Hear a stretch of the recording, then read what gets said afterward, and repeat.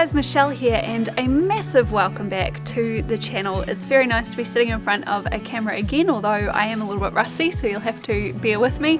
I know it's been a little while since the last upload here on the channel. I do apologise for that, but I want to get back into some kind of a semi-regular uploading schedule, and I've got some great ideas for videos coming up here on the channel in the next weeks and months. The most recent videos that I have been posting here on the channel have of course been from the great walks that I was hiking primarily over the last summer season, and I do want to continue along in that vein in this video today and also in future videos over the coming weeks. Today's video is actually number one in a 5 or 6 part mini series which is going to be covering off my gear recommendations if you are planning on heading out on one of the New Zealand Great Walks. This video series will be primarily directed at beginner hikers or those who are relatively new to hiking and tramping in New Zealand and perhaps haven't yet had the opportunity to get out on a multi-day trip or a great walk. For that reason, I'm going to be going less into the specifics of the gear that I personally carry on these trails in this video, because you can find those in my previous videos,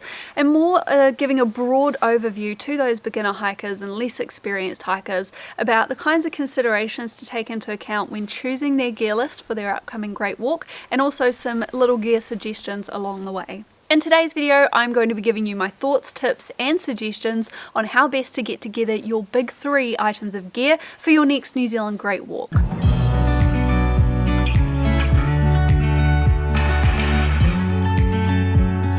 We're going to start right from the top with what I consider the 3 most essential items of gear if you are going to be heading out into the wilderness for any extended period of time. And those are what is known as the big 3. They're called the big 3 because you pretty much can't go hiking or tramping without them, but also they tend to be the 3 most expensive items of gear in your kit. So number 1 at the top of that list obviously is going to be a pack. You are going to need some kind of pack to carry all of the gear with you that you're going to be taking on your great walk.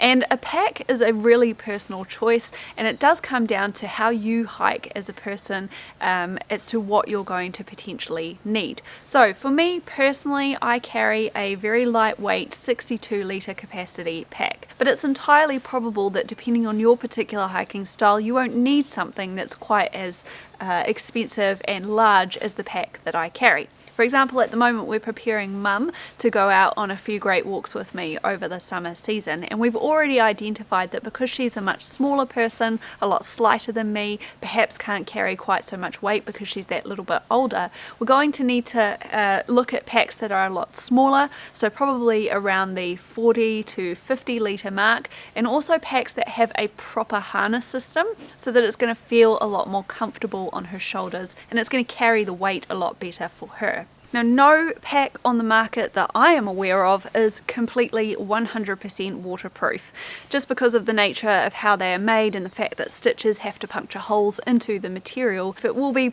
pretty highly water resistant if you're choosing the right pack, and especially if it is seam taped and things like that, but you will still need some additional membrane or barrier inside to protect your gear from getting wet. If your sleeping bag gets wet, if your dry set of hut clothes gets wet, then you are going to be in trouble. So it is important to protect at least those 2 items with your life. Now, the way that I choose to do that is just by putting a couple of liner bags inside my pack. You can do this with just a couple of very cheap bin bag liners from any supermarket.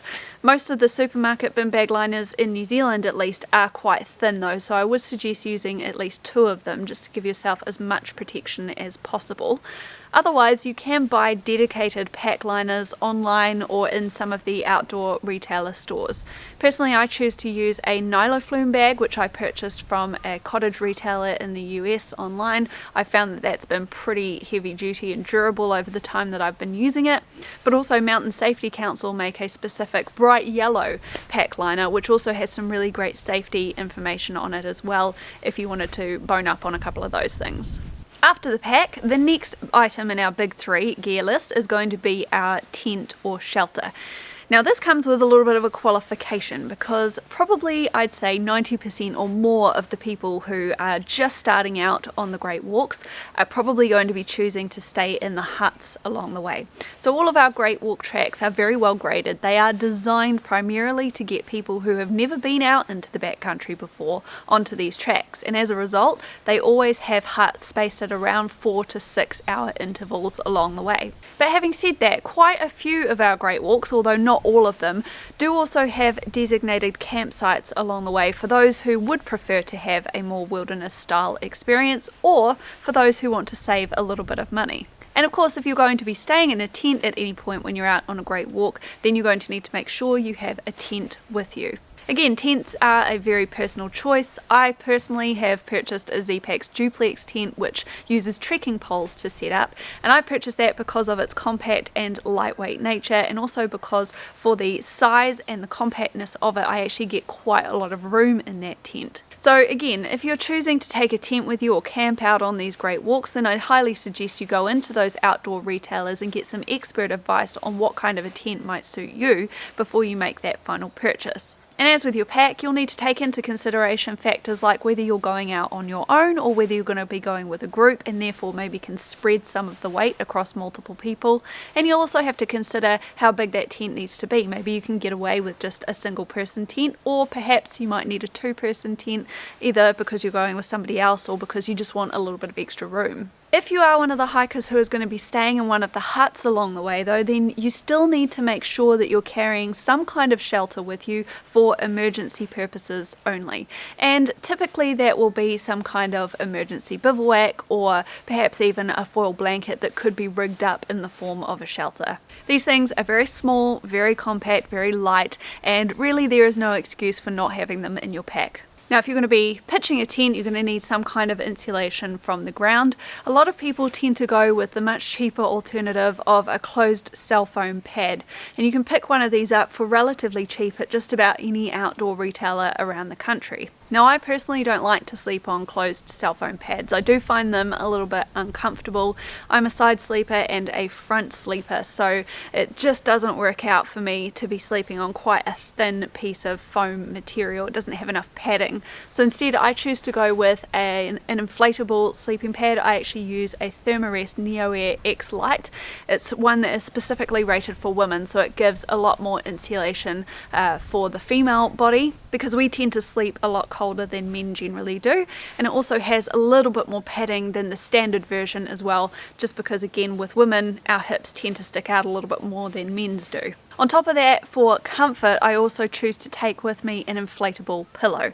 Now again, this is something that is completely up to you. It's not a necessary item at all, but if you do struggle with getting to sleep at night, if you're not somebody who can just lay down and be asleep in 5 or 10 minutes, then you might want to consider other things that might make you a little bit more comfortable at nighttime. And for me, that's an inflatable pillow. A lot of people will just use a stuff sack that they've brought some of their other gear in and put their down jackets, extra clothing, etc. inside that stuff sack to give it a little bit of soft padding, and sleep on that throughout the night.